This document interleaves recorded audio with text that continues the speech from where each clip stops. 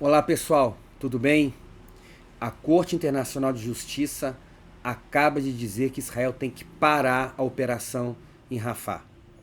Nós temos discutido nos últimos dias essa situação, a condição precária humanitária em Gaza, principalmente na cidade de Rafah, em razão da presença massiva de refugiados palestinos naquela região.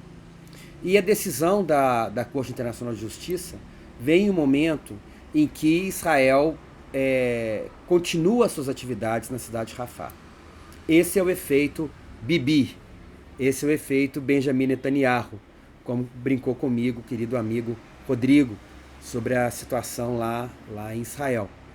E esse efeito Benjamin Netanyahu, ele realmente é muito importante, porque o primeiro-ministro sabe que a guerra acabar agora significa o seu governo acabar agora também, né?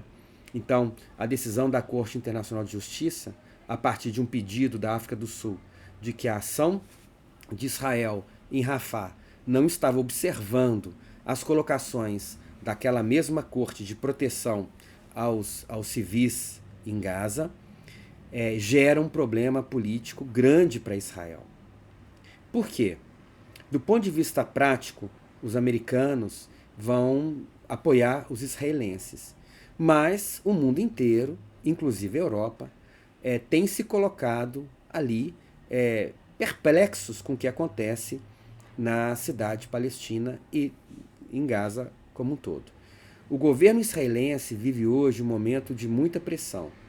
O próprio gabinete do primeiro-ministro já recebeu, né, uma ameaça de um dos seus membros mais importantes, que é o membro vamos falar assim, do movimento de centro-direita de Israel, que é o ministro Gantz. E Gantz já disse que se o primeiro-ministro Benjamin Netanyahu não apresentar um plano do que vai fazer quando a guerra acabar em Gaza, até o dia 7, 8 de junho, ele sai do governo. E ao sair do governo, esse governo cai e novas eleições serão chamadas. Então, esse momento agora em que a Corte Internacional de Justiça diz que Israel tem que parar com as suas ações, é um elemento a mais de pressão. E se Israel não cumprir com a demanda da Corte, né? Isso vai gerar então sanções contra Israel, né? E essas sanções, elas podem atrapalhar, né, em várias dimensões do ponto de vista da economia israelense, da política israelense. Mas eu vejo que o elemento mais impactante e complicador para Israel, no momento, é o elemento imagem, é o elemento, digamos assim, como que Israel fica perante ao mundo. E isso é um problema que a própria sociedade israelense vai ter de avaliar, né? Então, essa é uma breaking news do dia, uma mensagem muito importante que mostra o tamanho do dilema que é esse evento, né?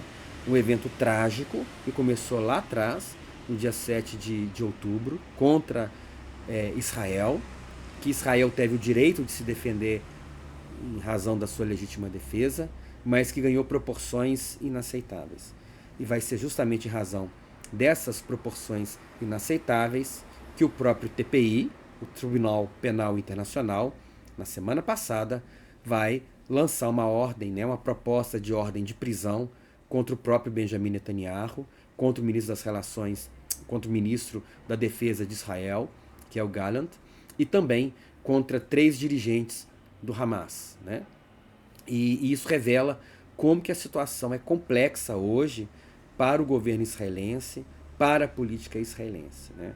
Então vamos observar o que essa decisão da Corte Internacional de Justiça, que tipo de repercussão isso vai ter para o governo, né? Provavelmente o governo israelense vai dizer que não aceita, que não concorda, que vai continuar atacando o Hamas, que a corte está sendo antissemita e que está favorecendo ou premiando o terrorismo internacional, que tem sido sempre o discurso israelense com relação a essa questão.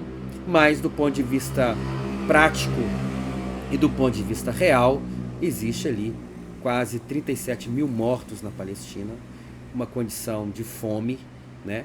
Inclusive a própria decisão de solicitar a corte do TPI, né? A prisão do Netanyahu e do seu ministro da Defesa é porque eles dizem que aquele governo tem promovido ações que vão levar a crimes de guerra e crimes contra a humanidade, principalmente pela fome, pelo uso da guerra, da fome como instrumento de guerra e por não proteger os civis, né? Então é um momento importante, vamos ver como que os lados vão se posicionar, mas o fato novo é que Israel se torna cada vez mais isolado, mais pressionado, e isso torna esta posição cada vez mais custosa para o governo israelense e para o governo estadunidense, que apoia Israel quase que totalmente, né? Mesmo que nessa agenda, desde o início, o secretário de Estado americano, o Antony Blinken, tem dito que eles não apoiavam a operação de Rafah, em Rafah, como eles têm feito. Então vamos aguardar os próximos episódios e os próximos desdobramentos para compreender como que essa questão vai impactar no andamento do próprio conflito. Um abraço a todos.